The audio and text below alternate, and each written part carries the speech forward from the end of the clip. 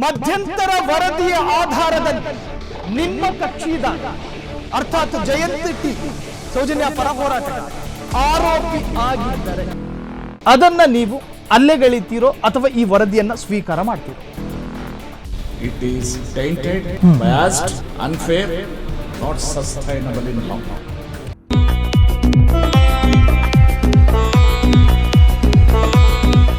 ವೀಕ್ಷಕರೇ ನಮಸ್ಕಾರ. ದೇಶದಾದ್ಯಂತ ಕೋಲಾಹಲ ಸೃಷ್ಟಿಸಿದ್ದ ಹೆಡಹೂತ ಪ್ರಕರಣ, ಸರ್ಕಾರವನ್ನೇ ಟೆನ್ಷನ್ಗೆ ದೂಡಿದಂತಹ ಪ್ರಕರಣ. ಅದು ಜನಾಗ್ರಹಗಳು ಶುರುವಾಯಿತು, ಜನಾಕ್ರೋಶಗಳು ಶುರುವಾಯಿತು. ಕರಾವಳಿ ಭಾಗದಲ್ಲಿ ಆಕ್ರಂದನ ಮುಗಿಲು ಮುಟ್ಟಿತ್ತು. ಜೊತೆಗೆ ನಿರಂತರವಾಗಿ ದೂರುದಾರರು, ಸೌಜನ್ಯಾಪರ ಹೋರಾಟಗಾರರ ಹೋರಾಟ. ಕೊನೆಗೆ ಸರ್ಕಾರದಿಂದ SIT ರಚನೆಯಾಯಿತು. ಇನ್ನು ಆ SIT ರಚನೆಯಾಗಿ ಕೋಟ್ಯಾಂತರ ರೂಪಾಯಿ ಖರ್ಚು ಮಾಡಿ SIT ತನಿಖೆ ಮಾಡ್ತಾ ಇದೆ. ಆದರೆ ಆ ತನಿಖೆ ಇನ್ನೂ ಕೂಡ ಅಪೂರ್ಣ. ಅಷ್ಟೊತ್ತಿಗದಾಗಲೇ ಸದನದಲ್ಲಿ ಮಲ್ಲ ಯುದ್ಧವೇ ಶುರುವಾಯಿತು. ಅದು ಹಿಂಗೆ ಇದು ಹಿಂಗೆ ನಾನಾ ತರಹದ ಪರಸ್ಪರ ದೋಷಾರೋಪಗಳು. ಇನ್ನು ಈ ಕಡೆ ಆ ಮಲ್ಲ ಯುದ್ಧ ನಡೀತಿರುವ ಹೊತ್ತಲ್ಲೇ SIT ಅಧಿಕಾರಿಗಳಿಂದ ಮಧ್ಯಂತರ ವರದಿ ಸಲ್ಲಿಕೆ ಆಯಿತು. ಆ ಮಧ್ಯಂತರ ವರದಿ ಈಗ ಸೌಜನ್ಯಾಪರ ಹೋರಾಟಗಾರ ಜಯಂತ್ ಟಿ ಕೈ ಸೇರಿದೆ. ಆ ಕೈ ಸೇರೋದಕ್ಕೂ ಕೂಡ ನಾನಾ ಸರ್ಕಸ್ಗಳಾಯಿತು. ಕೊನೆಗೆ ಕಾನೂನಾತ್ಮಕವಾಗಿ ಕೋರ್ಟ್ ಮೊರೆ ಹೋದಂತಹ ಜಯಂತ್ ಆ ಎಕ್ಸ್ಕ್ಲೂಸಿವ್ ಪ್ರತಿಗಳನ್ನ ಜಯಂತ್ ಟಿ ಕೈಯಲ್ಲಿ ಈಗಿದೆ. ಆದರೆ ಈ ಪ್ರತಿಗಳನ್ನು ಪಡೆಯೋದಕ್ಕೂ ಕೂಡ ಅನೇಕ ತರಹದ ಕಾನೂನು ವಿಘ್ನಗಳೆಲ್ಲವೂ ಎದುರಾಯಿತು. ಒಟ್ಟಾರೆ ಆ ಎಕ್ಸ್ಕ್ಲೂಸಿವ್ ಪ್ರತಿ, ಅದರ ವರದಿಯ ಪ್ರತಿ ಫ್ರೀಡಮ್ ಟಿವಿಗೆ ಲಭ್ಯವಾಗಿದೆ. ಹಾಗಾದ್ರೆ ಆ ವರದಿಯಲ್ಲೇನಿದೆ, ಆ ವರದಿಯಲ್ಲಿರ್ತಕ್ಕಂತಹ ಎಲ್ಲ ವಿಚಾರಗಳನ್ನು ವಿಸ್ತೃತವಾಗಿ ಇವತ್ತು ಫ್ರೀಡಮ್ ಟಿವಿಯ ಸ್ಟುಡಿಯೋದಲ್ಲಿ ಚರ್ಚೆಯಾಗುತ್ತೆ. ನಿಜಕ್ಕೂ ಜಯಂತ್ ಟಿ ಮತ್ತು ಸೌಜನ್ಯಾಪರ ಹೋರಾಟಗಾರರು ಆರೋಪಿಗಳ ಪ್ರಶ್ನಾರ್ಥಕ ಚಿಹ್ನೆ. ಈ ಬಗ್ಗೆ ಜಯಂತ್ ಟಿ ವಕೀಲರಾದ ಬೆಂಗಳೂರಿನ ಖ್ಯಾತ ವಕೀಲರು ದೊರೆರಾಜು ಇವತ್ತು ನಮ್ಮ ಸ್ಟುಡಿಯೋದಲ್ಲಿದ್ದಾರೆ. ಈ ಪ್ರಕರಣದ ಬಗ್ಗೆ ಜೊತೆಗೆ ವರದಿ, ಮಧ್ಯಂತರ ವರದಿ, ಅನೇಕರು ನಾನಾ ತರಹ ವ್ಯಾಖ್ಯಾನಿಸಲ್ಪಟ್ಟ ಈ ವರದಿಯಲ್ಲೇನಿದೆ, ಎಕ್ಸ್ಕ್ಲೂಸಿವ್ ಆದಂತಹ ಪ್ರತಿ ಸೌಜನ್ಯಾಪರ ಹೋರಾಟಗಾರರ ಪೈಕಿ ಪ್ರಮುಖರಾದಂತಹ ಜಯಂತ್ ಟಿ ಇವತ್ತು ನಮ್ಮ ಸ್ಟುಡಿಯೋದಲ್ಲಿ ನಮ್ಮ ಜೊತೆ ಜಾಯ್ನ್ ಆಗ್ತಾ ಇದ್ದಾರೆ. ಜಯಂತ್ ಟಿ ಪರ ವಕೀಲರಾದ ದೊರೆರಾಜು ಇವತ್ತು ಈ ಸ್ಟುಡಿಯೋದಲ್ಲಿ ಎಕ್ಸ್ಕ್ಲೂಸಿವ್ ಆಗಿ ನಾವು ಚರ್ಚೆ ಮಾಡಲಿದ್ದೇವೆ. ಈ ಕಾರ್ಯಕ್ರಮಕ್ಕೆ ತಮ್ಮನ್ನ ಆತ್ಮೀಯವಾಗಿ ನಾನು ಸ್ವಾಗತ ಮಾಡ್ತಾ ಇದ್ದೀನಿ ಸರ್. ಇವತ್ತು ಅದ್ಭುತವಾದಂತಹ ಕ್ಷಣ ಅನಿಸುತ್ತೆ. ಕಾರಣ ಈ ಎಕ್ಸ್ಕ್ಲೂಸಿವ್ ಮಧ್ಯಂತರ ವರದಿಯ ಪ್ರತಿಗಳು ನಮ್ಮ ಕೈಯಲ್ಲಿದೆ. ಇನ್ನು ಜೊತೆಗೆ ಈ ಮಧ್ಯಂತರ ವರದಿಯ ಆಧಾರದಲ್ಲಿ ನಿಮ್ಮ ಕಕ್ಷಿದಾರ ಅರ್ಥಾತ್ ಜಯಂತ್ ಟಿ ಸೌಜನ್ಯಾಪರ ಹೋರಾಟಗಾರ ಆರೋಪಿ ಆಗಿದ್ದರೆ ಅದನ್ನ ನೀವು ಅಲ್ಲೆಗಳಿತೀರೋ ಅಥವಾ ಈ ವರದಿಯನ್ನ ಸ್ವೀಕಾರ ಮಾಡ್ತೀರೋ? SIT ಧರ್ಮಸ್ಥಳ ಅವರು ಏನು ಬೆಳ್ತಂಗಡಿಯ ನ್ಯಾಯಾಲಯದ ಮುಂದೆ ಕಂಪ್ಲೇಂಟ್ ರಿಪೋರ್ಟ್ ಅಥವಾ ಪೊಲೀಸ್ ರಿಪೋರ್ಟ್ ಅಥವಾ ಚಾರ್ಜ್ ಶೀಟ್ ಅನ್ನು ಸಲ್ಲಿಸಿದ್ದಾರೆ, ಅದರ ಮಾಹಿತಿಯನ್ನು ನಾವು ಪಡ್ಕೊಂಡಿದ್ದೀವಿ. ನಮ್ಮ ಮುಂದೆ ಆ ಎಲ್ಲ ದೃಢೀಕೃತ ಪ್ರತಿಗಳು ಇದೆ.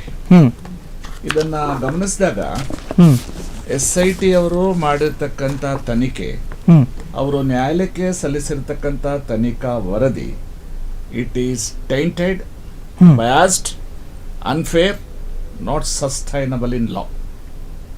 ಕಾರಣ ಏನು ಅಂದರೆ, ಯಾರು ದೂರುದಾರರು ಚಿನ್ನಯ್ಯ ಮತ್ತು ಅವರ ಜೊತೆಗಿರ್ತಕ್ಕಂಥ 5 ಜನ SITಗೆ ಹೋಗಿ ಅನೇಕ ಮಾಹಿತಿಗಳನ್ನು ಕೊಟ್ಟಿದ್ದಾರೆ.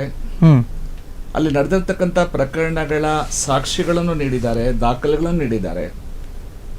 ಅದು ಯಾವುದರ ಬಗ್ಗೆ SIT ಅಧಿಕಾರಿಗಳು ತಲೆ ಕೆಡಿಸ್ಕೊಂಡಿಲ್ಲ. ಬದಲಾಗಿ ಕ್ರೈಮ್ ನಂಬರ್ 39ರ ವಿಚಾರದಲ್ಲಿಯೇ SIT ಗಿರಿಕಿ ಹೊಡೆದು ಅದಕ್ಕೆ ಸಂಬಂಧಪಟ್ಟ ವರದಿಯನ್ನು ಮಾತ್ರ ಕೊಟ್ಟಿದೆ.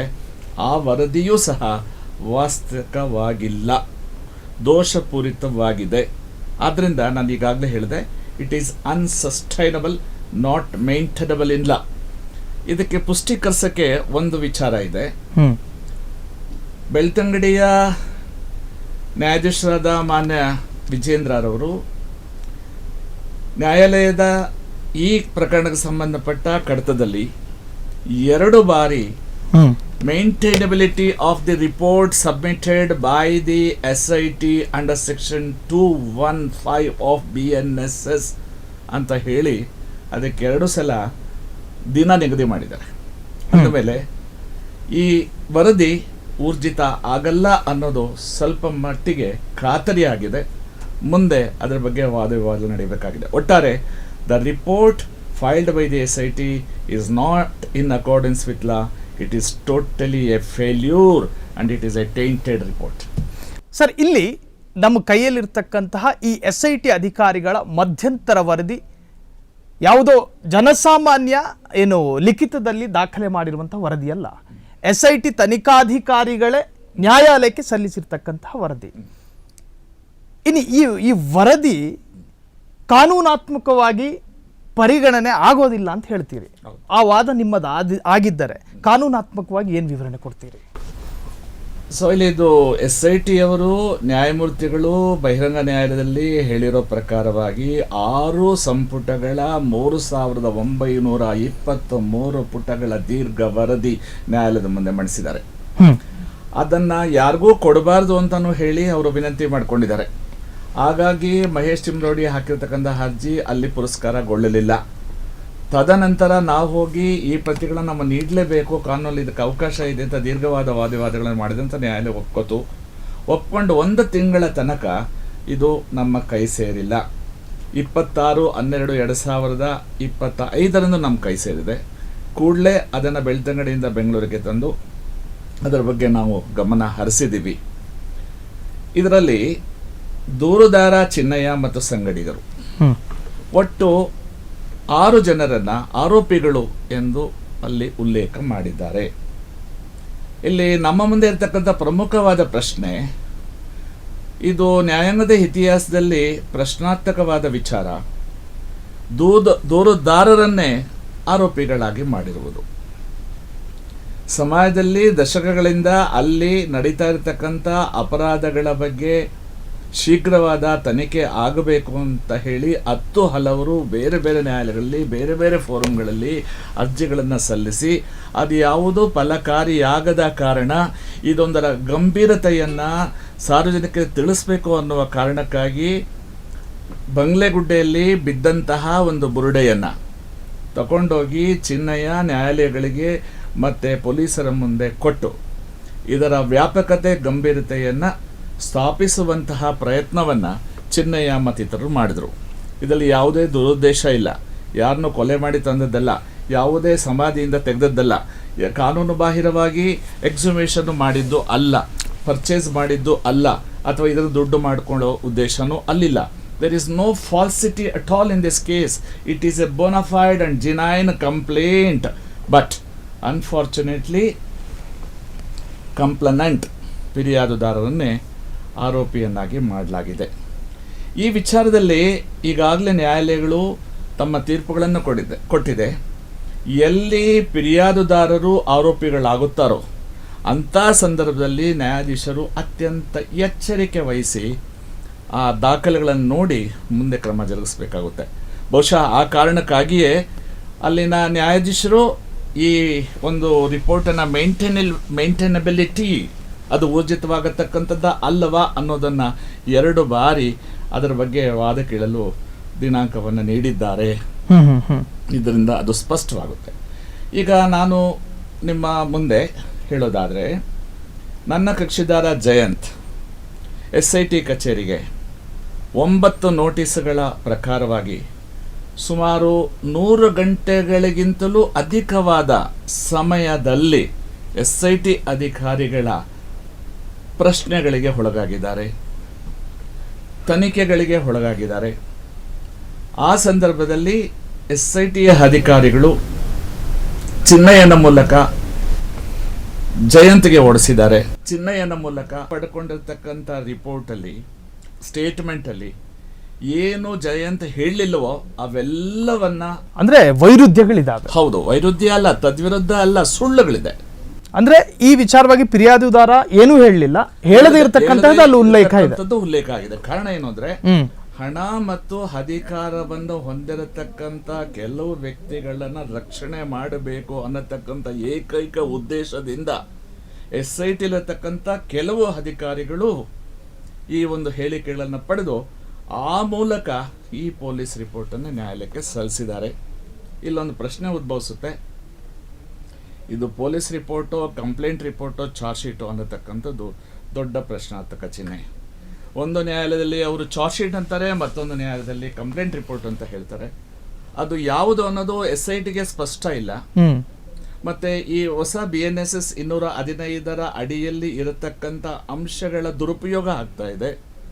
ಇದರ ಆಧಾರದ ಮೇಲೆ ಚಿನ್ನಯ್ಯನ ಮೇಲೆ ಕ್ರಮ ಜರುಗಿಸಲು ಸಾಧ್ಯವೇ ಇಲ್ಲ ಅನ್ನತಕ್ಕಂಥದ್ದು ನನ್ನ ಅನುಭವದ ಮಾತು. ಜೊತೆಗೆ ಚಿನ್ನಯ್ಯ ಮತ್ತಿತರ 5 ಜನರ ಮೇಲೆ ಏನು ಮಾಧ್ಯಮಗಳಲ್ಲಿ ಹೀಗೆ ಇಷ್ಟರಲ್ಲಿ ಅರೆಸ್ಟ್ ಆಗ್ಬಿಡ್ತಾರೆ, ನಾಳೆ ಅರೆಸ್ಟ್ ಆಗ್ಬಿಡ್ತಾರೆ, ನಾಡಿದ್ದು ಅರೆಸ್ಟ್ ಆಗ್ಬಿಡ್ತಾರೆ ಅಂತ ಏನು ಗುಲ್ಲು ಎಬ್ಬರಿಸ್ತಾ ಇದ್ದಾರೆ, ಅದು ವಾಸ್ತವಿಕವಾಗಿ ಸರಿಯಾದುದಲ್ಲ. ಆ ರೀತಿ ಮಾಡಕ್ಕಾಗಲ್ಲ. ಅದಕ್ಕೆ ಬೇರೆ ಕಾನೂನಲ್ಲಿ ಅವಕಾಶ ಇಲ್ಲ. ಅದಕ್ಕೆ ಬೇರೆ ಒಂದು ಪ್ರೋಸೆಸ್ ಇದೆ. ಆ ಪ್ರೋಸೆಸ್ ಆದ ಮೇಲೆ ಇವೆಲ್ಲ ನಡಿಬೇಕು. ಬಂಧನ ಮಾಡಕ್ಕೆ ಸಾಧ್ಯ ಇಲ್ಲ, ಕಾಗ್ನೈಸೆನ್ಸ್ ತಗೊಳ್ಳಕ್ಕೂ ಸಾಧ್ಯ ಇಲ್ಲ. ನಾನು ಈಗಾಗಲೇ ಹೇಳಿದ್ದೀನಿ, ಫಿರ್ಯಾದುದಾರರು ಆರೋಪಿಗಳಾದ ಸಂದರ್ಭದಲ್ಲಿ ಕಾಗ್ನೈಸೆನ್ಸ್ ತಗೊಳ್ಳೋಕ್ಕೂ ಮುಂಚಿತವಾಗಿ, ಸೆಷನ್ಸ್ ಕೋರ್ಟ್ಗೆ ಕೇಸ್ ಕಮಿಟ್ ಆಗಕ್ಕೆ ಮುಂಚಿತವಾಗಿ ನ್ಯಾಯಮೂರ್ತಿಗಳು ವಾದವನ್ನ ಕಡ್ಡಾಯವಾಗಿ ಆಲಿಸಲೇಬೇಕು. ಕಾರಣ ಫಿರ್ಯಾದಿ ಆರೋಪಿ. ಬೇರೆ ಪ್ರಕರಣಗಳೆಲ್ಲ ಸಾಧ್ಯ ಇಲ್ಲ. ಚಾರ್ಜ್ ಮಾಡುವಾಗ ನಾವು ಆರ್ಗ್ಯುಮೆಂಟ್ ಬಿಫೋರ್ ಚಾರ್ಜ್ ಮಾಡ್ತೀವಿ, 2 years ಬಿಫೋರ್ ಚಾರ್ಜ್ ಮಾಡ್ತೀವಿ. ಕಾಗ್ನಿಷನ್ ಸ್ಟೇಜಲ್ಲಿ ಬಹುತೇಕ ಆರ್ಗ್ಯುಮೆಂಟ್ಸ್ ಇರಲ್ಲ. ಆದರೂ ಇದು ವಿಶೇಷವಾದ ಪ್ರಕರಣ ಆಗಿರೋದ್ರಿಂದ ಫಿರ್ಯಾದಿಯೇ ಆರೋಪಿ ಆಗಿರುವ ಕಾರಣ ವಾದಗಳನ್ನು ಕೇಳಿಯೇ ಅವರು ಕಾಗ್ನಿಷನ್ಸನ್ನು ತಗೋಬೇಕಾಗುತ್ತೆ. ಈ ಪ್ರೊಸೀಜರ್ ಯಾವುದೂ ನಡೆದಿಲ್ಲ. ಈ ಪ್ರೊಸೀಜರ್ ಬ್ರೇಕ್ ಆಗಿದೆ. ಅಂದರೆ ಈ ನಿಯಮಗಳು ನಡಿಬೇಕಾಗಿತ್ತು, ಅದು ನಡೆಯದೆ ಅವರು ಬೇರೆ ತರಹದ ಪ್ರಕ್ರಿಯೆಗಳಿಗೆ ಮುಂದಾಗಿದ್ದಾರೆ. ಈಗ ಕಾಗ್ನಿಷನ್ ಸ್ಟೇಜ್ ಅಲ್ಲಿ ಇದೆ. ಆದ್ರೆ SIT ವರದಿ ನ್ಯಾಯಾಲಯದ ದಿಕ್ಕನ್ನ ತಪ್ಪಿಸ್ತಾ ಇದೆ. ಆದ್ದರಿಂದ ಈ ವರದಿ it is unsustainable, it is tainted. 100% it is tainted, full of lies, concoctions, fabrications, creations. Sir, ನಿಮ್ಮ ವಿಶ್ಲೇಷಣೆ ಕೊಡ್ತಿರ್ಬೇಕಾದ್ರೆ ನನಗೊಂದು ನೆನಪಾಯ್ತು. 2012-13 ದೆಹಲಿಯಲ್ಲಿ Nirbhaya brutal rape and murder ಪ್ರಕರಣ. ಆ ಸಂದರ್ಭದಲ್ಲಿ ನಿಮಗೆ ಗೊತ್ತಿರೋ ಹಾಗೆ ನ್ಯಾಯಮೂರ್ತಿ ವರ್ಮಾ ಅವರ ಒಂದು ಸಮಿತಿ ರಚನೆ ಆಯಿತು. ಆ ಸಮಿತಿ ಸ್ಪಷ್ಟವಾಗಿ ಹೇಳಿದೆ, ರೇಪ್ ಅಂಡ್ ಮರ್ಡರ್ ಪ್ರಕರಣದಲ್ಲಿ ನೀವು ಯಾವ ಥರ ತನಿಖೆ ಮಾಡಬೇಕು ಅಂತ ಹೇಳಿ ಒಂದು ಮಾರ್ಗಸೂಚಿ ಇದೆ, ಒಂದು ಗೈಡ್ಲೈನ್ಸ್ ಇದೆ.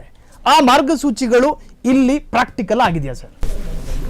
Thank you Sahil, I am really grateful to you.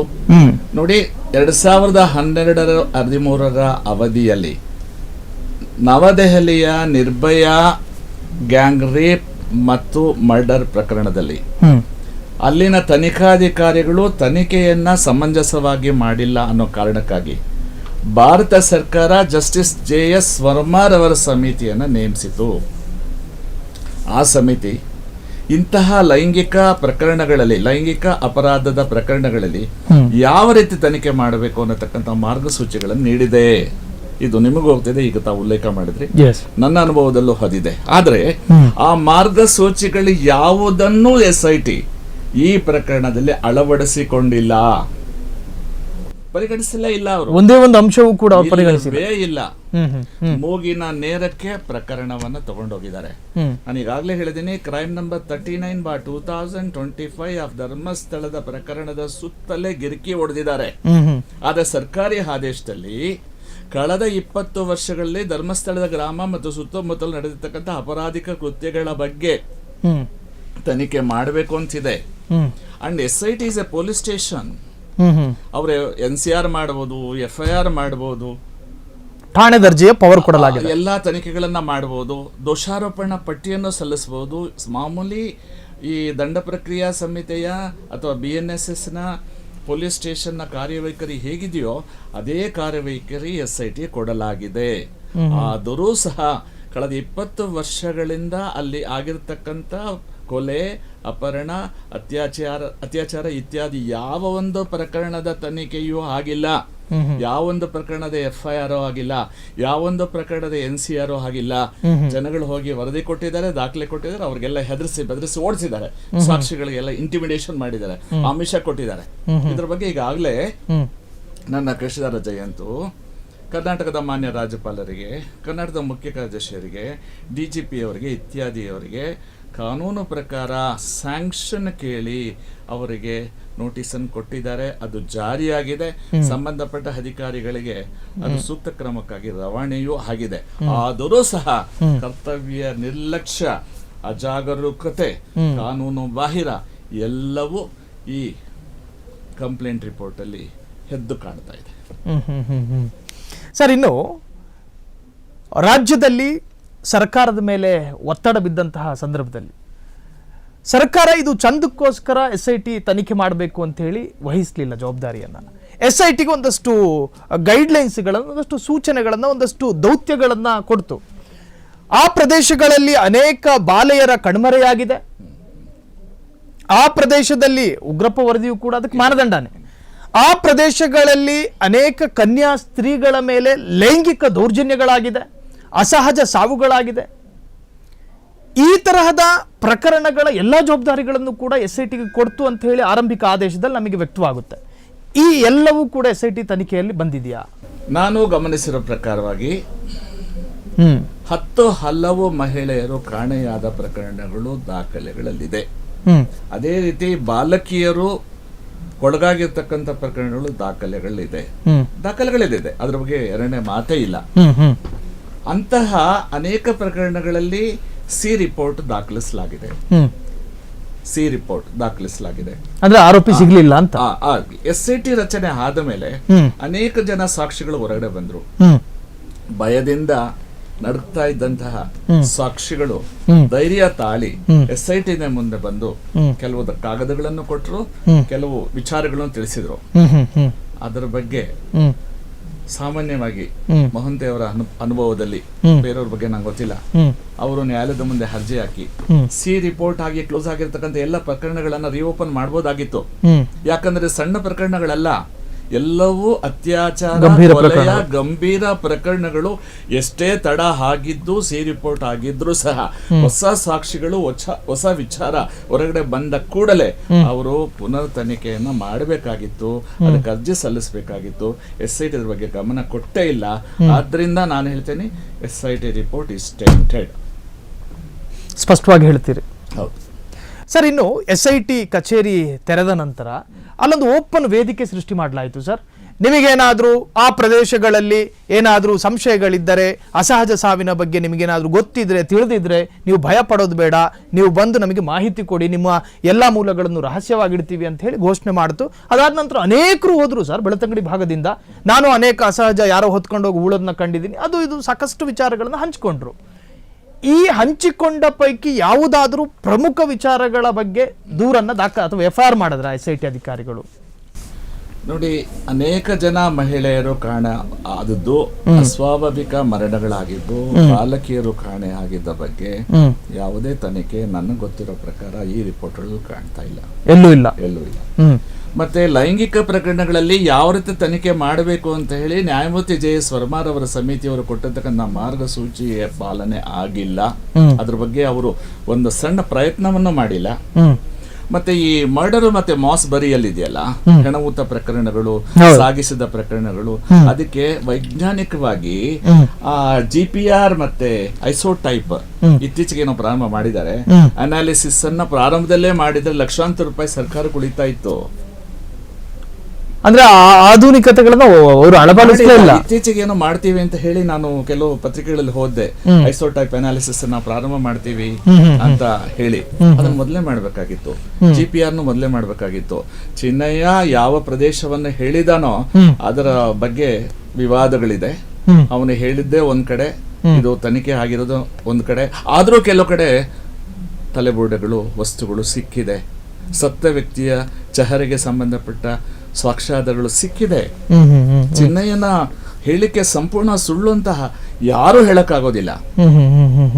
ಆದ್ರೆ ವ್ಯವಸ್ಥಿತವಾದ ತನಿಖೆ ಆಗಿದ್ರೆ, ಪ್ರಾಮಾಣಿಕವಾದ ತನಿಖೆ ಆಗಿದ್ರೆ, ಚಿನ್ನಯ್ಯ ಏನು ಗಂಟೆಗಳ ಕಾಲ ಸುಲಲಿತವಾಗಿ ಸರಾಗವಾಗಿ ವಿಡಿಯೋ ಮುಂದೆ ಹೇಳಿದಂತ ವಿಚಾರಗಳು 2 ವರ್ಷಗಳ ಹಿಂದೆ, ಅದಾದ ನಂತರ ನಿರ್ಮಲಾನಂದ ಸ್ವಾಮೀಜಿಗಳ ಮುಂದೆ ಹೇಳಿದಂತ ವಿಚಾರಗಳು, ಅದಾದ ನಂತರ ಬೇರೆ ಬೇರೆಯವರ ಸಮ್ಮುಖದಲ್ಲಿ ಹೆದರ್ಕೊಂಡು ನುಡಿದಂತ ವಿಚಾರಗಳು, ಇವೆಲ್ಲವೂ ತದ್ರೂಪವಾಗಿದೆ. Witness may lie but circumstances will not. There are admitted facts, there are police records. And it is not a creation. ಯಾಕೆ SIT ಇದ್ರ ಬಗ್ಗೆ ಗಮನ ಹರಿಸಿಲ್ಲ? ಕಳೆದ 3-4 ತಿಂಗಳಿಂದ ಬರೀ 39 ಮಾತ್ರ ಮಾಡಿದ್ರಲ್ಲಪ್ಪ ನೀವು. ಫಿರ್ಯಾದಿನ ಅಪರಾಧಿ ಮಾಡಿ ಅವ್ರ ಜೊತೆಲಿ ಅವ್ರನ್ನ ಜೈಲು ಕಳಿಸೋ ಕೆಲಸನೇ ಮಾಡ್ತೀರಿ, ಅವ್ರ ಜೀವನ ಹಾಳು ಮಾಡ್ತೀರಿ, ಅವ್ರ ಮನೆ ರೈಡ್ ಮಾಡ್ತೀರಿ, ಡ್ರಗ್ ಪೆಡ್ಲಿಂಗ್ ಅಂತೀರಿ, ಆರ್ಮ್ಸ್ ಪೆಡ್ಲಿಂಗ್ ಅಂತೀರಿ, ಮೀಟರ್ ಬಡ್ಡಿ ಅಂತೀರಿ, ಏನೋ ಅರಣ್ಯದ ಮರದ ಕಳ್ಳ ಸಾಗಾಣಿಕೆ ಮಾಡಿದ್ದೀರಿ ಅಂತ ಹೇಳ್ತೀರಿ. ಇಷ್ಟೆಲ್ಲ ಆರೋಪಗಳನ್ನು ಮಾಡಿ ಸರ್ಚ್ ವಾರೆಂಟ್ ತಗೊಂಡು ಮನೆ ರೈಡ್ ಮಾಡಿ ಅವ್ರನ್ನ ಬೀದಿ ನಿಲ್ಲಿಸೋ ಕೆಲಸ ಮಾಡೋ ಬದಲು ಪ್ರಾಮಾಣಿಕವಾಗಿ ತನಿಖೆ ಮಾಡಬೇಕಲ್ಲ. ಯಾನ್ ತೃಪ್ತಿ ಮಾಡ್ಸೋಕ್ಕೋಸ್ಕರ, ಯಾರಿಗೆ ಸಮಾಧಾನ ಪಡಿಸೋಕ್ಕೋಸ್ಕರ ಈ ರೀತಿ ತನಿಖೆಯನ್ನು ಮಾಡ್ತಿದ್ದೀರಾ? ನಾನು SIT ಎಲ್ಲ ಅಧಿಕಾರಿಗಳ ಮೇಲೆ ನಂದು ಆರೋಪ ಇಲ್ಲ. ಒಂದು 5-6 ಜನ ಅಧಿಕಾರಿಗಳು, ಸಿಬ್ಬಂದಿ ಮಿತಿ ಮೀರಿ ವರ್ತಿಸಿದ್ದಾರೆ. ಇವ್ರನ್ನ ಯಾರು ಪ್ರಶ್ನಿಸೋರೇ ಇಲ್ವಾ? ಅತಿರೇಕದ ವರ್ತನೆ. ಹೌದು, ಇವರು ಈ ದೇಶದ ರಾಜರ, ಇದು ಪೊಲೀಸ್ ರಾಜ್ಯನಾ, ಇದು ಬ್ರಿಟಿಷ್ ರಾಜ್ಯನಾ? ಅಲ್ಲ, ನಾನು ಪ್ರಾಮಾಣಿಕವಾಗಿ ಕೇಳ್ತಾ ಇದ್ದೇನೆ. ಯಾಕಂದ್ರೆ ಅವ್ರು ಮಾಡ್ತಕ್ಕಂಥ ಒಂದು ಕೃತ್ಯಗಳು ಏನಿದೆ, ಇದು ಮುಂದಿನ ದಿನಗಳಿಗೆ ಕೆಟ್ಟ ಸಂಪ್ರದಾಯವನ್ನು ಹಾಕುತ್ತೆ. This will set a bad precedent to the other investigation officers. Therefore ಈಗ ಏನಾಗಿದೆ ಸೈಲ್ ಅವರೇ, BJP, ಕಾಂಗ್ರೆಸ್ಸು, JDS, ಕೇಂದ್ರ ಸರ್ಕಾರ, ರಾಜ್ಯ ಸರ್ಕಾರ, ಹಣ ಮತ್ತು ಅಧಿಕಾರದ ಪ್ರಭಾವಿ ವ್ಯಕ್ತಿಗಳು, ಪೊಲೀಸರು ಒಂದು ಕಡೆ, ಅಮಾಯಕ ಅಸಹಾಯಕ ನ್ಯಾಯಕ್ಕಾಗಿ ಪ್ರಾಮಾಣಿಕವಾಗಿ ಒಡೆದಾಡ್ತಿರ್ತಕ್ಕಂಥ ಹೋರಾಟಗಾರರು, ವಿಷಲ್ ಬ್ಲೋಯರ್ಸು ಒಂದು ಕಡೆ. ನಾವು ಪ್ರಾಮಾಣಿಕವಾಗಿ ನ್ಯಾಯಕ್ಕಾಗಿ ಒಡೆದಾಡ್ತಕ್ಕಂಥ ವ್ಯಕ್ತಿಗಳಿಗೆ ಪ್ರಜಾಪ್ರಭುತ್ವದಲ್ಲಿ ಅವರಿಗೆ ಪ್ರಾಧಾನ್ಯತೆ ಕೊಡಬೇಕು, ಅಪರಾಧಿಗಳಿಗಲ್ಲ. ಇವರಿಗೆ ತೊಂದರೆ ಕೊಡೋಕ್ಕೆ ನೀವೇನೆಲ್ಲ ಪ್ರಯತ್ನಗಳು ಮಾಡ್ತಿದ್ದೀರಿ ಮಾಡಿ, ಒಂದು ವೇಳೆ ಸರಿಯೋ ತಪ್ಪೋದು ಆಮೇಲೆ ಯೋಚನೆ ಮಾಡೋಣ. ಆದರೆ ಅಪರಾಧ ಮಾಡಿರ್ತಕ್ಕಂಥ ವ್ಯಕ್ತಿಗಳ ಒಬ್ಬ ಸಂಶಯಿತ ವ್ಯಕ್ತಿಯ ಹೇಳಿಕೆಯನ್ನು ಪಡೆದಿಲ್ಲ, ಅವನ ಕರೆಸ್ಕೊಂಡಿಲ್ಲ. ಯಾಕೆ ಯಾರಿಗೆ ಎದುರ್ಕೋತಾ ಇದ್ದೀರಾ ನೀವು? ಅಂದ್ರೆ ಅವ್ರ ಗ್ರಹಿಕೆ ತಕ್ಕನಾಗಿ ಇನ್ವೆಸ್ಟಿಗೇಟ್ ಮಾಡಿದ್ದಾರೆ ಅಂತ ಹೇಳ್ತಿದ್ದೀರಿ. The investigation is according to the whims and fancies of the certain officers of SIT.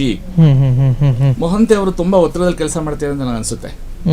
ಪೂರಕವಾಗಿ ಬೇರೆ ಏನಾದ್ರೂ ಇದಕ್ಕೆ ವ್ಯವಸ್ಥೆ ಮಾಡಬೇಕು. ಅಂದ್ರೆ ನ್ಯಾಯಾಂಗದ ಉಸ್ತುವಾರಿಯಲ್ಲಿ, ಜುಡಿಷಿಯಲ್ ಮಾನಿಟರಿಂಗ್ ಅಲ್ಲಿ ಇದೇನಾದ್ರು ತನಿಖೆ ಆದ್ರೆ ಸರಿ ಹೋಗ್ಬೋದು. ಅಥವಾ ಮುಂದಿನ ದಿನಗಳಲ್ಲಿ ಈಗಾಗಿರ್ತಕ್ಕಂಥ ಅಚಾತುರ್ಯಗಳು, ತಪ್ಪುಗಳನ್ನೆಲ್ಲ SIT ಸರಿಪಡಿಸ್ಕೊಂಡು ಕೊನೆ ಪಕ್ಷ ಸ್ವಲ್ಪ ನ್ಯಾಯ ಕೊಡಿ ಜನಗಳಿಗೆ. ಇದು ನನ್ನ ಕಳಕಳಿಯ ಮನವಿ. ದೇವಸ್ಥಾನದ ಪಾವಿತ್ರತೆ ಕಾಪಾಡಿ, ದೇವಸ್ಥಾನವನ್ನು ಉಳಿಸ್ಕೊಳ್ಳಿ, ಧರ್ಮ ಉಳಿಸ್ಕೊಳ್ಳಿ, ಸಂಸ್ಕೃತಿ ಉಳಿಸ್ಕೊಳ್ಳಿ, no compromise. At the same time ಅದರ ಹೆಸರಲ್ಲಿ ಯಾರು ದುರುಪಯೋಗ ಮಾಡ್ಕೋತಾ ಇದ್ದಾರೆ, ಜನಗಳು ತೊಂದರೆ ಕೊಡ್ತಿದ್ದಾರೆ, ಅಪಹರಣ, ಅತ್ಯಾಚಾರ, ಕೊಲೆ ಇತ್ಯಾದಿಗಳು ಮಾಡ್ತಿದ್ದಾರೆ, ಅವರು ಶಿಕ್ಷೆ ಒಳಪಡಲೇಬೇಕು. ಇದು ನನ್ನ ಅನಿಸಿಕೆ. ಆ ಸಂದರ್ಭದಲ್ಲಿ ನೀವೊಂದು ಸ್ವಾಮೀಜಿ ಹೆಸರು ಹೇಳ್ತಾ ಇದ್ರಿ ಸರ್. ಹೌದು. ಚಿನ್ನಯ್ಯ ನಿರ್ಮಲಾನಂದ ಸ್ವಾಮೀಜಿಯನ್ನ ಭೇಟಿ ಮಾಡಿದ್ದು ನಿಜವೇ ಆಗಿದ್ದರೆ, ನಿರ್ಮಲಾನಂದ ಸ್ವಾಮೀಜಿಯ ಸನ್ನಿಧಾನಕ್ಕೆ ಹೋಗಿ ಎಲ್ಲಾ ಸತ್ಯಗಳನ್ನ ಹೇಳಿರುವುದು ನಿಜವೇ ಆಗಿದ್ದರೆ, ನಿರ್ಮಲಾನಂದ ಸ್ವಾಮೀಜಿ SIT ಅಧಿಕಾರಿಗಳ ಮುಂದೆ ಹೋಗಿ ಹೇಳಬೇಕು ಅಂತ ಏನಾದರೂ ಕಡ್ಡಾಯ ಇದೆಯಾ? ಅಲ್ಲ, ನಾನು ಅದ್ರ ಬಗ್ಗೆ ಟೀಕೆ ಮಾಡೋಕ್ಕಾಗಲ್ಲ. ಅವರು ಗೌರವಾನ್ವಿತ ಹರಿಚುಂಚನಗಿರಿ ಸ್ವಾಮೀಜಿಗಳು, ಅವರ ಬಗ್ಗೆ ನಾವು ಇತಿಮಿತಿಯಲ್ಲಿ ಮಾತಾಡಬೇಕು. ಬಟ್ ಈ ಚಿನ್ನಯ್ಯ ಮತ್ತು ಇತರರು, ಈ ಚಿನ್ನಯ್ಯ ಮತ್ತು ಅವರ ಜೊತೆಲಿರ್ತಕ್ಕಂಥ 4-5 ಜನ ಸಂಗಡಿಗರು ಆದಿಚುಂಚನಗಿರಿಯ ನಿರ್ಮಲಾನಂದನ ಮುಂದೆ ಹೋಗಿ ಅಳಲು ತೋಡ್ಕೊಂಡು ಅವ್ರ ಹತ್ರ ಕೂತು ಚರ್ಚೆ ಮಾಡ್ತಿರ್ತಕ್ಕಂಥ 5-6 ಕಲರ್ ಫೋಟೋಗಳನ್ನು ನಾನು ನೋಡಿದ್ದೇನೆ. ಆ ಕಾರಣಕ್ಕಾಗಿ ಮತ್ತೆ ವಿಡಿಯೋಗಳಲ್ಲೂ ಕೆಲವೆಲ್ಲ ಬಂದಿದೆ. ಸೊ ಇದು ಸಂಪೂರ್ಣವಾಗಿ ಸುಳ್ಳಲ್ಲ. ಹೆದರಿಸಿ ಬೆದರಿಸಿ ಒಂದ್ಸಲ ಹೇಳಿರ್ತಕ್ಕಂಥದ್ದನ್ನ ಮತ್ತೊಂದ್ಸರಿ ಸಂಪೂರ್ಣವಾಗಿ ಸುಳ್ಳು ಅಂತ ಹೇಳಿ ಘೋಷಣೆ ಮಾಡುವಂತೆ ಮಾಡಿರ್ತಕ್ಕಂಥ ಒತ್ತಡ ಎದ್ದು ಕಾಣ್ತಾ ಇದೆ. Prima facie it is visible. Arguments detail ಆಗಿ ತಗೊಂಡಾಗ ಸತ್ಯ ಹೊರಗಡೆ ಬಂದೇ ಬರುತ್ತೆ. ಯಾವುದೇ ಸಾಕ್ಷಿನಾಗರು ಬದಲಾಯಿಸಿದ್ರು, ಸುಜಾತ ಭಟ್ನಾಗಲಿ, ಚಿನ್ನಯ್ಯನಾಗಲಿ, ಮತ್ತೊಬ್ಬನಾಗಲಿ, ಇನ್ನೊಬ್ಬನಾಗಲಿ ಬದಲಾಯಿಸಿದ್ರು ಸಹ ಸೂರ್ಯ ಚಂದ್ರರು ಎಷ್ಟು ಸತ್ಯವೋ ಘಟನೆಗಳು ನಡೆದಿರೋದು ಅಷ್ಟೇ ಸತ್ಯ. ಕೊಂದವರು ಇದ್ದೇ ಇದ್ದಾರೆ, ರಾಜಾರೋಷವಾಗಿ ಓಡಾಡ್ತಾ ಇದ್ದಾರೆ. ಒಂದು ಸಂಘಟನೆ ಕೊಂದವರು ಯಾರು ಅನ್ನೋ ಬಹಳ ಒಳ್ಳೆ ಶೀರ್ಷಿಕೆಯನ್ನು ಕೊಟ್ಟು ಹೋರಾಟ ಮಾಡ್ತಾ ಇದೆ. ಆ ಕೊಂದವರು ಇವತ್ತಲ್ಲ ನಾಳೆ ಬರ್ತಾರೆ. ಸರ್, ನನಗೆ ಭಾವನಾತ್ಮಕವಾಗಿ ಕಾಡ್ತಾ ಇರೋ ಪ್ರಶ್ನೆ ಏನು ಅಂತ ಹೇಳಿದ್ರೆ, ಆ ಪ್ರದೇಶದಲ್ಲಿ ಅನೇಕ ಹೆಣ್ಣು ಮಕ್ಕಳ ದೇಹದ ಮೇಲೆ ಲೈಂಗಿಕ ದೌರ್ಜನ್ಯ ಎಸಗಿದವರು ಇಲಿನೂ ಹೆಗ್ಣನೂ ನಾಯಿಗಳು ಅಲ್ಲ. ಯಾವುದೋ ಒಬ್ಬ ಮನುಷ್ಯ ಆ ಕುಕೃತ್ಯವನ್ನು ನಡೆಸಿದಾನೆ ಅನ್ನೋದು ಮೇಲ್ನೋಟಕ್ಕೆ ಖಾತ್ರಿ. ಮನುಷ್ಯ ಅಂತ ಕರೆಸಿಕೊಳ್ಳುವ ಕಣ್ಣಿದ್ದವ ಕಿವಿ ಇದ್ದವನಿಗೆ ಅದು ಖಾತ್ರಿ. ಆದ್ರೆ ಈ ಪ್ರಕರಣಗಳಿಗೆ ನ್ಯಾಯ ಕೊಡಿ ಅಂತ ಹೇಳಿ ನ್ಯಾಯ ಕೇಳಿ ದೂರು ಮುಖೇನ ಸರ್ಕಾರನಾನೋ ಅಥವಾ ಇಲಾಖೆಯನ್ನೋ ಎಚ್ಚರಿಸುವ ಪ್ರಯತ್ನ ಮಾಡಿದ ನಿಮ್ಮ ಕಕ್ಷಿದಾರ ಜಯಂತ್ ಟಿ, ಫಿರ್ಯಾದಿದಾರ, ಒಬ್ಬ ದೂರುದಾರ, ನ್ಯಾಯಕ್ಕಾಗಿ ನಿರೀಕ್ಷೆ ಮಾಡಿದವ ಆತ ಈಗ ನಿಮ್ಮ ಕಣ್ಮುಂದೆ ಆರೋಪಿ ಅಂತ ಹೇಳಿ ವರದಿಗಳು ತೋರಿಸುವಾಗ ನೀವು ಇದರ ವಿರುದ್ಧ ಹೆಂಗ್ ಹೋರಾಡೋದಕ್ಕೆ ಸಿದ್ಧತೆಯಲ್ಲಿದ್ದೀರಾ ಸರ್? ನನ್ನ ಪ್ರಕಾರ the act done in good faith is not an offence. ಅವರು ಮಾಡಿರ್ತಕ್ಕಂಥ ಕೊಟ್ಟಿರ್ತಕ್ಕಂಥ ಕಂಪ್ಲೇಂಟ್ಗಳು, ಮಾಡ್ತಾ ಇರ್ತಕ್ಕಂಥ ಹೋರಾಟಗಳು ನ್ಯಾಯಕ್ಕಾಗಿ, ಯಾವುದೋ ಲೂಟಿಗಾಗಿ ಅಲ್ಲ, ದುಡ್ಡು ಹೊಡೆಯಕ್ಕಾಗಿ ಅಲ್ಲ. ಅವ್ರ ಮೇಲೆ ಒಂದೇ ಒಂದು ಆರೋಪ ತೋರಿಸ್ಬಿಡಿ. ಇಲ್ಲ ಯಾವುದೋ ಈಗ ನಾನು ಪತ್ರಿಕೆಗಳಲ್ಲಿ ನೋಡಿದೆ, ಏನಂತ ಹೇಳಿ ಅವರು ಡ್ರಗ್ ಪೆಡ್ಲಿಂಗ್ ಮಾಡ್ತಾರೆ, ಮೀಟರ್ ಬಡ್ಡಿ ಮಾಡ್ತಾರೆ, ಅರಣ್ಯದಲ್ಲಿ ಮರ ಕರ್ಕೊಂಡ್ಬಂದು ಮಾಡ್ತಾರೆ, ಚರ್ಚ್ಗಳಿಂದ ದುಡ್ಡು ಬರ್ತಾ ಇದೆ, ಮಸೀದಿಗಳಿಂದ ದುಡ್ಡು ಬರ್ತಾ ಇದೆ, ಫಾರಿನ್ ಫಂಡ್ಸ್ ಬರ್ತಾ ಇದೆ. ಹೌದು, SIT ಇಷ್ಟೊಂದು ತನಿಖೆ ಮಾಡಿದಿಲ್ಲ, ಎಲ್ಲೋ ಒಂದು ಸುಳಿವು ಸಿಕ್ಕಿಲ್ಲ ಅದ್ರ ಬಗ್ಗೆ. ತೇಜೋದೇ ಆಗಿರೋದು ಬಿಟ್ರೆ ಮುಂದೆ ದಾಖಲೆನೂ SIT ಸಿಕ್ಕಿಲ್ಲ ಅಂತ ನನ್ನ ಪ್ರಾಮಾಣಿಕ ನನ್ನ ಅನಿಸಿಕೆ. ಅಕಸ್ಮಾತ್ ಸಿಕ್ಕಿದ್ರೆ SIT ತಂದು ಕೊಡ್ಲಿ. ನಿಮ್ಮ ಕಕ್ಷಿದಾರನ ಮನೆಗೆ ಭೇಟಿ ಕೊಟ್ಟಿತ್ತೆ SIT ಅಧಿಕಾರಿಗಳು ಆ ಗುಮಾನಿಯ ಮೇರೆಗೆ. ಹೌದು, ಏನು ಸಿಗ್ಲಿಲ್ವಾ? ಅದ್ರ ಉಲ್ಲೇಖ ಇಲ್ಲಿದೆ. ಏನು ಸಿಕ್ಕಿಲ್ಲ, ಏನು ಸಿಕ್ಲಿಲ್ಲ ಅನ್ನೋದೇ ಉಲ್ಲೇಖ. ಹೌದು, ಡ್ರಗ್ ಪೆಡ್ಲಿಂಗ್ ಮಾಡ್ತಾರೆ ಅಂತ ದೊಡ್ಡದ ಮಾಧ್ಯಮದಲ್ಲಿ ಬಂತು. ಮೀಟರ್ ಬಡ್ಡಿ ಮಾಡ್ತಾರೆ ಅಂತ ಬಂತು. ಅರಣ್ಯದಲ್ಲಿ ಮರ ಕಳ್ಕೊಂಡು ಯಾರೋ ಕೇಳದ ಸೇರ್ಕೊಂಡು ಮರ ಮಾರಾಟ ಮಾಡ್ತಾರೆ ಅಂತ ಬಂತು. ಆರ್ಮ್ಸ್ ಅಂಡ್ ಅಮ್ಯುನಿಷನ್ಸ್ ಇದೆ ಅಂತ ಬಂತು. ಆಮೇಲೆ ಚರ್ಚ್ಗಳಿಂದ ದುಡ್ಡು ಬಂತು ಅಂತಂದ್ರು, ಮಸೀದಿಗಳಿಂದ ಬಂತು ಅಂತಂದ್ರು, ಫಾರಿನ್ ದುಡ್ಡು ಬಂದಿದೆ ಅಂತ ಹೇಳಿದ್ರು. ಧರ್ಮಸ್ಥಳದ ದೇವರ ವಿಚಾರದಲ್ಲಿ ದೇವರಿಗೆ ಕಳಂಕ ತರಬೇಕು ಅಂತ ಹೇಳಿ ಬೇರೆ ಯಾರೋ ಮಾಡ್ತಿದ್ದಾರೆ ಅನ್ನತಕ್ಕಂಥ ನೆಪ ಒಡ್ಡಿ ನಿಜವಾದ ಕುಖ್ಯಾತ ಅಪರಾಧಿಗಳು ಪ್ರಖ್ಯಾತರಾಗ್ತಿದ್ದಾರೆ. ಅನೇಕರ ಪ್ರಶ್ನೆ ಇದಾಗಿತ್ತು ಸರ್. ಆರಂಭದಿಂದಲೇ ನೀವು ಇದಕ್ಕೊಂದು ಪ್ರತ್ಯೇಕವಾದಂತಹ ಕಾಳಜಿ ವಹಿಸಿರೋರು ಈ ಪ್ರಕರಣದಲ್ಲಿ. SIT ತನಿಖಾಧಿಕಾರಿಗಳು ಸಲ್ಲಿಸಿರ್ತಕ್ಕಂತಹ ಮಧ್ಯಂತರ ವರದಿಯ ಇಷ್ಟು ಪ್ರತಿಗಳು ಜಯಂತ್ ಟಿ ಅವರಿಗೆ ಕಾನೂನಾತ್ಮಕವಾಗಿ ಕೋರ್ಟ್ ಮೊರೆ ಹೋದ್ರು. ಅದಾದ ನಂತರ ಕೋರ್ಟ್ ಅವರಿಗೆ ಅನುಮತಿ ಕೊಡ್ತು. ಈಗ ಅವರು ಕೈ ಸೇರಿದೆ. ಈ ಪ್ರತಿಗಳು ಇನ್ಯಾವ ವಿಭಾಗಕ್ಕೂ ಕೂಡ ಸೇರಿಲ್ವಾ ಸರ್? ಸರ್ಟಿಫೈಡ್ ಕಾಪಿ ಯಾರಿಗೂ ಸೇರಿಲ್ಲ. ನಮಗೆ ಫಸ್ಟ್ ಕೊಟ್ಟಿರೋದು, ನೆಕ್ಸ್ಟ್ ಉಳಿದ ಅರ್ಜಿದಾರರಿಗೆ ಸೋಮವಾರದ ಮೇಲೆ ಸಿಗಬಹುದು. ಯಾಕಂದ್ರೆ ನಮ್ಮ ಅಪ್ಲಿಕೇಶನ್ ಸೀನಿಯಾರಿಟಿ ಮೇಲೆ ನಾನು ಫಸ್ಟ್ ಕೊಟ್ಟಿದ್ದೇನೆ. ನಾನು ಯಾಕೆ ಹೇಳ್ತಾ ಇದ್ದೀನಿ ಅಂದ್ರೆ, ಸೋಷಿಯಲ್ ಮೀಡಿಯಾದಲ್ಲಿ ಈ ಕಾಪಿಗಳು ಹರಿದಾಡ್ತಾ ಇದ್ದಾವೆ. ಈ ಸೇಮ್ ಪ್ರತಿ ಹರಿದಾಡ್ತಾ ಇದೆ, ಅದ್ರಲ್ಲಿ ವ್ಯತ್ಯಾಸಗಳಿದಾವೆ ಅಂತ ಹೇಳಿ ಸಾಕಷ್ಟು ವಿಚಾರಗಳು ಕೇಳಿ ಬರ್ತಾ ಇದೆ. ಹಿಂದೆ ಒಂದು ಸಲ ಇದೇ ರೀತಿ ಆಗಿ ಇಂಡಿಯಾ ಟುಡೇ ಪತ್ರಿಕೆಗೆ ಇಂತ ಒಂದು ದಾಖಲೆ ತಲುಪಿತ್ತು. ಅದರ ಆಧಾರದ ಮೇಲೆ ಬೇರೆ ಬೇರೆ ಸುದ್ದಿ ಪ್ರಚಾರ ಆಗಿತ್ತು. ನಾವು ಸ್ಕ್ರೀನ್ ನಲ್ಲಿ ಕೂಡ ಹಾಕಿದೀವಿ. ಅಸಲಿ ಪ್ರತಿಯ ಅಂದ್ರೆ ಕೋರ್ಟ್ ನಿಂದ ಸಿಗಬೇಕಾದ್ರೆ ಆ ಪ್ರತಿಯ ರೂಪ ಹೇಗಿದೆ, ಜೊತೆಗೆ ಸೋಷಿಯಲ್ ಮೀಡಿಯಾದಲ್ಲಿ ಏನು ಹರಿದಾಡ್ತಾ ಇದೆಯಲ್ಲ ಆ ಪ್ರತಿಯ ನಿಜ ರೂಪ ಹೇಗಿದೆ, ಇದು ಎರಡರಲ್ಲಿ ವ್ಯತ್ಯಾಸ ನೀವೇ ಕಾಣಬಹುದು. ನನಗನ್ಸೋದು, ಈಗ ಮಾಧ್ಯಮಗಳಲ್ಲಿ ಹರಿದಾಡ್ತಿರ್ತಕ್ಕಂಥ ಇದರ ಒಂದು ಪ್ರತಿ ಅದು ಕೋರ್ಟಿನ ಪ್ರತಿ ಅಲ್ಲ, ಸೃಷ್ಟಿ ಮಾಡಿರ್ತಕ್ಕಂಥ ಸೀಲ್ ಹಾಕಿ ಕಾನೂನು ಪ್ರಕಾರ ತಗೊಳ್ದೆ ಇರತಕ್ಕಂಥ ಪ್ರತಿ. ಅದರಲ್ಲಿ ನ್ಯಾಯಾಲಯದ ಉಲ್ಲೇಖ ಏನೂ ಇಲ್ಲ. ರಿಸೀವಿಂಗ್ ಸೆಕ್ಷನ್, ಕಾಪಿಂಗ್ ಸೆಕ್ಷನ್ ಯಾವುದೇ ಉಲ್ಲೇಖ ಅಥವಾ ಬರವಣಿಗೆ ಅದರಲ್ಲಿ ಇಲ್ಲ. ಆ ಸೀಲು ಸಹ ನನಗೆ ಅದ್ರ ಬಗ್ಗೆ ಸಂದೇಹ ಬರ್ತಾ ಇದೆ. ಅಂದ್ರೆ ಪ್ರತಿಗಳ ಅದೇ, ಆದ್ರೆ ಅದನ್ನ ಕಾನೂನಾತ್ಮಕವಾಗಿ ಪಡೆಯದೆ ಇವರು ವೈರಲ್ ಮಾಡಿ ವೈರಲ್ ಮಾಡಿದ್ದಾರೆ. ತಪ್ಪಿದು, ಅಪರಾಧ, ಅಪರಾಧ, misrepresentation. Okay, using the forged signatures, using the forged seal SG91. ಯಾಕೆ ಅವ್ರ ಉದ್ದೇಶ ಏನು ಸರ್? ಈ ತರ ಸರ್ಕ್ಯುಲರ್ ಅಥವಾ ಈ ತರ ವೈರಲ್ ಮಾಡೋದ್ರಿಂದ ಅವ್ರಿಗೆ ಸಿಗೋ ಲಾಭ ಏನು? ಪ್ರಕರಣವನ್ನ ಉತ್ಪ್ರೇಕ್ಷೆಗೆ ಒಳಗೆ ಮಾಡೋದು, ಹೋರಾಟಗಾರರನ್ನ ಎದುರಿಸಿ ಅವರು ಬಿಟ್ಟು ಸ್ಥಳ ಬಿಟ್ಟು ಓಡೋಗ್ಬಿಡ್ಬೇಕು, ಅವರನ್ನ ಒಂಥರ ಸ್ಯಾಡಿಸ್ಟ್ ಮನೋಭಾವದಿಂದ ಇದೆಲ್ಲ ಮಾಡ್ತಿದ್ದಾರೆ ಸೋಷಿಯಲ್ ಮೀಡಿಯಾದಲ್ಲಿ. ಸರ್, ಈಗ ಈ ಕ್ಷಣದವರೆಗೂ ಕೂಡ SIT ಅಧಿಕಾರಿಗಳ ತನಿಖೆ ಪರಿಪೂರ್ಣ ಆಗಿಲ್ಲ. ಓಕೆ, ಈ ಅಪರಿಪೂರ್ಣ ಆಗಿರ್ತಕ್ಕಂತಹ ತನಿಖೆಯ ಮೇಲೆ ಈಗಲೂ ಭರವಸೆ ಇದೆ. ಇವತ್ತಲ್ಲ ನಾಳೆ ನ್ಯಾಯ ನಿರೀಕ್ಷೆಯನ್ನು ಮಾಡ್ತಾ ಇದ್ದೀನಿ ಅಂತ ಹೇಳಿ ನೀವು ಮತ್ತು ನಿಮ್ಮ ಕಕ್ಷಿದಾರ ಇಬ್ಬರ ಏನು ಒಂದು ಆಶಾಭಾವನೆ. ಈ ವ್ಯವಸ್ಥೆಯಲ್ಲಿ ಏನಾದರೂ ಬದಲಾವಣೆ ಬೇಕು ಅಂತ ಹೇಳ್ತೀರಾ? ಈಗ SIT ಇನ್ನೂ ಹೆಚ್ಚು ಪರಿಣಾಮಕಾರಿಯಾಗಿ ಕೆಲಸ ಮಾಡಬೇಕು, ಅಥವಾ ನ್ಯಾಯಾಧೀಶರೊಬ್ಬರ ಮೇಲ್ವಿಚಾರಣೆಯಲ್ಲಿ ಆದ್ರೆ ಒಳ್ಳೇದು. ಈಗ JS ವರ್ಮಾ ಕಮಿಟಿ ಯಾವ ರೀತಿ ನಿರ್ಭಯ ಕೇಸಲ್ಲಿ 2012, 2013ರಲ್ಲಿ ಮಾನಿಟರಿಂಗ್ ಮಾಡ್ತು ಅಥವಾ ಸಜೆಷನ್ಸ್ ಕೊಡ್ತು, ಈ ರೀತಿ ಸೆಕ್ಷುವಲ್ ಅಫೆನ್ಸ್ ಅಲ್ಲಿ ಯಾವ ರೀತಿ ಇನ್ವೆಸ್ಟಿಗೇಷನ್ ಮಾಡಬೇಕು, ಅದನ್ನ ಇವರು ಅಳವಡಿಸ್ಕೊಂಡಿಲ್ಲ. ಅಳವಡಿಸಿಕೊಳ್ಳುವಂತೆ ಮಾಡಬೇಕು. ಇಲ್ಲದೆ ಹೋದ್ರೆ ಇಡೀ ಪ್ರಕರಣವನ್ನ ನ್ಯಾಯಾಂಗ ವಿಚಾರಣೆಗೆ ಒಳಪಡಿಸಬೇಕು. ತಪ್ಪಿತಸ್ಥ ಯಾರು 5-6 ಜನ ಅಧಿಕಾರಿಗಳಿದ್ದಾರೆ, ಸಾಕ್ಷಿಗಳ ಆಮಿಷ ಕೊಟ್ಟು ಹೆದರಿಸಿ ಬೆದರಿಸಿ ಓಡಿಸಿ ಈ ಕೇಸ್ ನಿನಗೆ ಹಾಕಬೇಕು ಹೋಗು ಅಂತ ಸುಜಾತ ಭಟ್ಟಿಗೆ ಎದುರಿಸಿರೋದು, ಚಿಕ್ಕ ಕೆಂಪಮ್ಮನಿಗೆ ಎದುರಿಸಿರೋದು, ಇನ್ನು ನಮ್ಮ ಸಾಕ್ಷಿದಾರ ನಮ್ಮ ಕಕ್ಷಿದಾರ ಜಯಂತ್ಗೆ ಎದುರಿಸಿರೋದು, ಇವೆಲ್ಲ ಹೊರಗಡೆ ಬರಬೇಕು. ಇದು ಕಾನೂನು ಬಾಹಿರ, ಅಕ್ಷಮ್ಯ ಅಪರಾಧ, ಅಧಿಕಾರಿಗಳಿಗೆ ಮಾಡಬಾರ್ದು. ಹೇಗೆ ಮತ್ತೆ ಕಾನೂನು ಎತ್ತಿ ಹಿಡಿಯೋದು? ನ್ಯಾಯ ಹೇಗೆ ಕೊಡಬೇಕು? ಜನ ನಂಬಿಕೆ ಕಳ್ಕೊಂಡ್ಬಿಡ್ತಾರೆ. ಇದು ನನ್ನ ಮೂಲಭೂತವಾದ ಪ್ರಶ್ನೆ. ಅಂದ್ರೆ ದೇಶದಲ್ಲಿ ಮುಂದೆ ಯಾವೊಬ್ಬ ಸಾಕ್ಷಿದಾರ ಅಥವಾ ದೂರುದಾರ ಮುಂದೆ ಬರೋದಕ್ಕೆ ಹೆದರ್ತಾನೆ. ಇದು ಸಾಕ್ಷಿದಾರನಿಗೆ ಭಯಪಡಿಸುವಂತ ವಿಚಾರ. ಕಂಪ್ಲೇಂಟ್ ಕೊಡಕ್ಕೆ ಬರಲ್ಲ ಮುಂದೆ, ಹೇಗಾದ್ರೂ ಹೋಗ್ಲಿ ಏನಾಗಬೇಕು ಅಂತಾರೆ. ಯಾರು ತಲೆ ಎತ್ಕೊಂಡು ಸಮಾಜದ ರಸ್ತೆಗಳ ಓಡಾಡಕ್ಕಾಗಲ್ಲ. ಯಾರು ಬೇಕಾದ್ರೂ ಹೊಡೆದಾಕ್ಬಿಡ್ತಾರೆ. ಆ ಮಟ್ಟಕ್ಕೆ ಅರಾಜಕತೆ ಬೆಳೆಯುತ್ತೆ. ಪ್ರಾಮಾಣಿಕವಾಗಿ ತನಿಖೆ ಮಾಡಲಿಲ್ಲ ಅಂದ್ರೆ ಅರಾಜಕತೆಯ ಪರಮಾವಧಿ ಈಗಲೇ ಒಂದಷ್ಟು ನೋಡ್ತಾ ಇದ್ದೀವಿ. ಮುಂದೆ ಅದು ವ್ಯಾಪಕ ಆಗುತ್ತೆ. ಅದ್ರ ಮೊದಲು ಎಚ್ಚೆತ್ಕೋಬೇಕು, ನಾಗರಿಕ ಸಮಾಜ ಎಚ್ಚೆತ್ಕೋಬೇಕು, ನಾವೆಲ್ಲ ಜಾಗೃತಿ ಮೂಡಿಸಬೇಕು, ಅಧಿಕಾರಿಗಳ ಬಗ್ಗೆ ಗಮನ ಕೊಡಬೇಕು. ಸರ್ಕಾರಿ ಸಂಬಳ ನಾವು ತಗೋತಾ ಇದ್ದೀವಿ, ಆ ಸಂಬಳವನ್ನು ಕೊಡ್ತಕ್ಕಂಥ ತೆರಿಗೆದಾರರಿಗೆ ನ್ಯಾಯ ಮುಟ್ಟಿಸ್ಬೇಕು ಅಂತಕ್ಕಂಥ ಭಾವನೆ ಇರಬೇಕು. ನಮ್ಮ ರಾಜಕೀಯ ಪ್ರಮುಖರಿಗೂ ಸಹ ದೇವಸ್ಥಾನದ ರಕ್ಷಣೆ ವಿಚಾರದಲ್ಲಿ ಎಷ್ಟು ನಾವು ಕಾಳಜಿ ವಹಿಸ್ತೀವೋ ಅಪರಾಧಿಗಳಿಗೆ ಶಿಕ್ಷೆ ಆಗಬೇಕು ಅನ್ನೋದ್ರ ಬಗ್ಗೆ ಸಹ ಎಲ್ಲ BJP, JDS, ಕಾಂಗ್ರೆಸ್ ಎಲ್ಲ ಪ್ರಮುಖರು ಕಾಳಜಿ ವಹಿಸಬೇಕು. ಅವ್ರ ಜವಾಬ್ದಾರಿ ಅದು, ಸಂವಿಧಾನ ದತ್ತವಾದ ಕರ್ತವ್ಯ ಅದು. ಎಸ್, ಇನ್ನು ಜಯಂತ್ ಪರ ವಕೀಲರಾದಂತಹ ದೊರೆರಾಜು ಜೊತೆ ಸಾಕಷ್ಟು ವಿಚಾರಗಳನ್ನ ಮಾತನಾಡಿದ್ವಿ. ಇನ್ನು ಈ ಪ್ರಕರಣದಲ್ಲಿ ಈವರೆಗೂ ಆಗಿರ್ತಕ್ಕಂತಹ ತನಿಖೆಗಳು ಮತ್ತು ಆ ತನಿಖೆಯ ಭಾಗವಾಗಿ ಅಧಿಕಾರಿಗಳು ಸಲ್ಲಿಸಿರುವಂತಹ ಮಧ್ಯಂತರ ವರದಿ, ಆ ವರದಿಯಲ್ಲಿ ಏನು ಇರಬೇಕಾಗಿತ್ತು ಆದ್ರೆ ಏನಿದೆ ಎನ್ನುವಂತಹ ಆಘಾತಕಾರಿಯಾದಂತಹ ವಿಚಾರಗಳನ್ನ ಅವರು ಪರ ವಕೀಲರೇ ಅದನ್ನ ಬಹಳಷ್ಟು ಕಾನೂನಾತ್ಮಕವಾದ ಭಾಷೆಯಲ್ಲಿ ಕಾನೂನಾತ್ಮಕ ರೀತಿಯಲ್ಲೇ ವಿವರಿಸ್ತಾ ಇದ್ರು. ಆ ಭರವಸೆ ನನಗೂ ಕೂಡ ಇದೆ.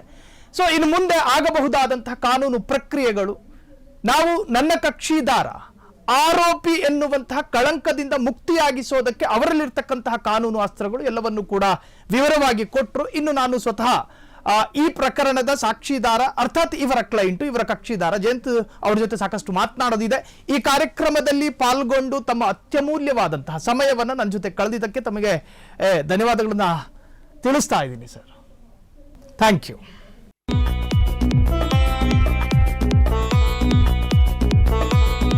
ಕ್ಷಣ ಕ್ಷಣದ ಸುದ್ದಿಗಳಿಗಾಗಿ ಫ್ರೀಡಂ ಟಿವಿ ಸಬ್ಸ್ಕ್ರೈಬ್ ಮಾಡಿ, ಲೈಕ್ ಮಾಡಿ ಹಾಗೂ ಫಾಲೋ ಮಾಡಿ. ಹೊಸ ಸುದ್ದಿಗಳ ನೋಟಿಫಿಕೇಶನ್ಗಾಗಿ ಬೆಲ್ ಐಕಾನ್ ಮೇಲೆ ಕ್ಲಿಕ್ ಮಾಡಿ.